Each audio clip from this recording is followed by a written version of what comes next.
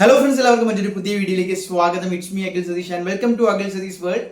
ഒരു വീഡിയോ ഞാൻ ഇൻസ്റ്റാഗ്രാമിൽ ഇട്ടിട്ടുണ്ടായിരുന്നു. അത് 100K അടിച്ചത് കൊണ്ടാണ് ഇത്തരം ഒരു സെപ്പറേറ്റ് വീഡിയോ നമ്മൾ യൂട്യൂബിൽ ചെയ്യുന്നത്. മറ്റൊന്നുമല്ല, ഒരുപാട് പേര് റിക്വസ്റ്റ് ചെയ്ത എങ്ങനെ ഈസി ആയിട്ട് 75% അറ്റൻഡൻസ് നമുക്ക് ബിടെക്, പ്രത്യേകിച്ച് ബിടെക്, അത് BSc കാർക്കും മറ്റ് ഡിഗ്രിക്കാർക്കും ഒക്കെ ആപ്ലിക്കബിളുമാണ്, എങ്ങനെ നമുക്ക് ഒപ്പിച്ചുകൊണ്ട് നൈസായിട്ട് അവസാന സമയത്ത് ഈ മിസ്സുമാരുടെയും HODയുടെയും കാലൊന്നും പോയി പിടിക്കേണ്ട അവസ്ഥ വരാതെ നമുക്ക് സപ്ലി ഒന്നും ഇല്ലാതെ പരീക്ഷ എഴുതുവാനുള്ള ആ ഫൈനൽ സർട്ടിഫിക്കറ്റ് എങ്ങനെ ഒപ്പിക്കാം. ഓരോ സെമസ്റ്ററുകാർക്കും അത് വളരെ ഇമ്പോർട്ടൻ്റ് ആണ്. നിങ്ങൾ ഈ പഠിക്കുന്ന ഫസ്റ്റ് ഇയറോ സെക്കൻഡ് ഇയറോ തേർഡ് ഇയറോ ഒക്കെ ആണെങ്കിൽ ഈ വീഡിയോ ഒന്ന് കണ്ടുവച്ചേക്കുക, ഉപകാരപ്പെടും.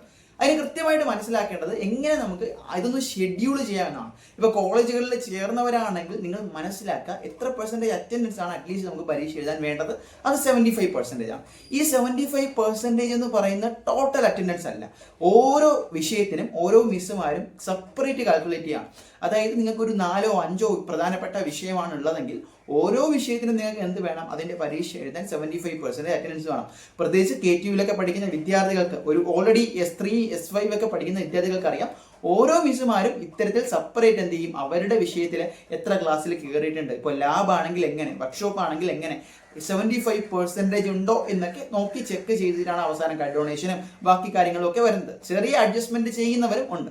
അപ്പോൾ ഇത് കൃത്യമായിട്ട് നിങ്ങൾ മനസ്സിലാക്കാനുള്ളത്, ഒരു സെമസ്റ്ററിൽ ടോട്ടലി, അതായത് ഒരു 2-3 മാസം അടുപ്പിച്ചുള്ള ഹോളിഡേയ്സ് എല്ലാം കഴിഞ്ഞാലും ഒരു സെമസ്റ്ററിൽ നമുക്ക് മാക്സിമം ലഭിക്കുന്ന വർക്കിംഗ് ഡേയ്സ് എന്ന് പറയുന്നത് അറ്റ്ലീസ്റ്റ് 72, മാക്സിമം എടുത്തു കഴിഞ്ഞാൽ 72 ആണ്. അതിന് മുകളിലൊന്നും പോകില്ല. കാരണം സെമസ്റ്റർ ഡേയ്സ് തന്നെ 3 മാസമാണ് ഒരു സെമസ്റ്റർ. അതായത് ഓഗസ്റ്റിൽ തുടങ്ങുമ്പോൾ നമ്മൾ എവിടെ അവസാനിക്കും, ഡിസംബറിൽ അവസാനിക്കും. അതാണ് S1ന്റെ S3യുടെ ഒക്കെ ഒരു ഡ്യൂറേഷൻ. ഈ 72-ൽ തന്നെ 75% എന്ന് പറയുന്നത് എത്രയാണ്? ഏകദേശം 54 ആണ്. അതായത് 60-ന് താഴെ ക്ലാസ്സുകൾ മാത്രം, വർക്കിംഗ് അവേഴ്സ് മാത്രം നിങ്ങൾ അറ്റൻഡ് ചെയ്താൽ മതി. ടോട്ടൽ ഓവറോൾ നോക്കിക്കഴിഞ്ഞാൽ നിങ്ങൾക്ക് 75% അറ്റൻഡൻസ് കിട്ടാൻ. ഇനി ഓരോ വിഷയത്തിനും നിങ്ങൾ ഇതിൽ എന്ത് ചെയ്യുക, ഓരോ മാർക്ക് കൊടുക്കുക. അതായത് എല്ലാ ദിവസവും പഠിപ്പിക്കുന്ന സബ്ജക്ട്സ് ഉണ്ടാവില്ല. അപ്പോൾ ഓരോ വിഷയവും എടുത്തു വെച്ചിട്ട് അതിന് പ്രയോറിറ്റൈസ് ചെയ്യുക. എത്ര ക്ലാസ്സുകൾ ഉണ്ടാവും, എത്ര വർക്കിംഗ് അവേഴ്സ് ഉണ്ടാവും. ഇനി ഇതിൽ തന്നെ നിങ്ങൾക്ക് ചെയ്യാൻ പറ്റുന്നത്, ചെന്ന് കയറുമ്പോൾ പരമാവധി ക്ലാസ്സുകൾ സ്കിപ്പ് ചെയ്യാതിരിക്കുക എന്നുള്ളതാണ്. അതായത് നിങ്ങൾ ആദ്യത്തെ 2-3 ആഴ്ച കൃത്യമായിട്ട് എല്ലാ ക്ലാസ്സുകളിലും പങ്കെടുക്കുക. ഒരു പ്രസൻസ് ഓഫ് മൈൻഡ് നിങ്ങളെ പഠിപ്പിക്കുന്ന അധ്യാപകരുടെ മുന്നിലേക്ക് ഉണ്ടാക്കിയെടുക്കുക. സോ ഒരു റെഗുലർ സ്റ്റുഡൻ്റ് എന്ന് പറയുന്ന ഒരു ബാഡ്ജ് അല്ലെങ്കിൽ ഒരു അപ്പിയറൻസ് നിങ്ങൾക്ക് കിട്ടിക്കഴിഞ്ഞാൽ പിന്നീട് ഒരു പക്ഷേ നിങ്ങൾ സ്കിപ്പ് ചെയ്യുകയാണെങ്കിൽ പോലും ഫസ്റ്റ് നിങ്ങൾ ഈ പ്രയോറിറ്റൈസ് ചെയ്ത അറ്റൻഡൻസ് പെർസെൻറ്റേജ് അവിടെ തന്നെ കിടക്കും. ഇൻ കേസ് നിങ്ങൾക്ക് ആ ഒരു ലെവലിലേക്ക് എത്തിയില്ലെങ്കിൽ പോലും നിങ്ങളുടെ മിസ്സുമാരെ കൺവിൻസ് ചെയ്യാൻ നിങ്ങൾക്ക് എളുപ്പവുമായിരിക്കും എന്നുള്ളതാണ്.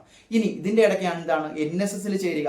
അതുപോലെ തന്നെ മറ്റു പല വിധത്തിലുള്ള ക്ലബ് ആക്ടിവിറ്റീസ് ഉണ്ട്. അതിലെ ഒരു റെഗുലർ പ്ലെയർ ആണ് നിങ്ങളെങ്കിൽ പോലും അത്തരത്തിലുള്ള ആക്ടിവിറ്റീസിലേക്ക് നിങ്ങൾക്ക് പങ്കെടുക്കുമ്പോൾ ഇവിടുത്തെ അറ്റൻഡൻസിന് ആ ഒരു NSSന്റെയോ ഏതെങ്കിലും ഒരു ക്ലബിന്റെയോ ചുമതല വഹിക്കുന്ന ഒരു വ്യക്തിയിൽ നിന്ന് ഒരു ലെറ്ററോ വേറെ എന്തെങ്കിലും കിട്ടിയാൽ തന്നെ ഇവിടെ നിങ്ങൾക്ക് എന്ത് ചെയ്യാം, ഇത് പാച്ചപ്പ് ചെയ്തുകൊണ്ട് നിങ്ങൾക്ക് കൃത്യമായിട്ട് 75% അല്ല, എബോവ് 90-100% ഉറപ്പിക്കാൻ പറ്റും.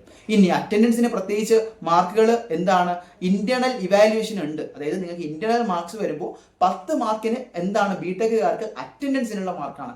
അപ്പോൾ അതിൽ അറ്റ്ലീസ്റ്റ് 90% ഉണ്ടെങ്കിൽ നിങ്ങൾക്ക് 9 മാർക്ക് കിട്ടും. 75% ആണെങ്കിൽ നിങ്ങൾക്ക് 7-8 കിട്ടും. അതിലും കൂടുതൽ കുറയ്ക്കാതിരിക്കുക എന്നുള്ളതാണ് നിങ്ങളുടെ കടമ. കാരണം അതിനനുസരിച്ച് നിങ്ങളുടെ മാർക്കും താഴോട്ട് പോകും.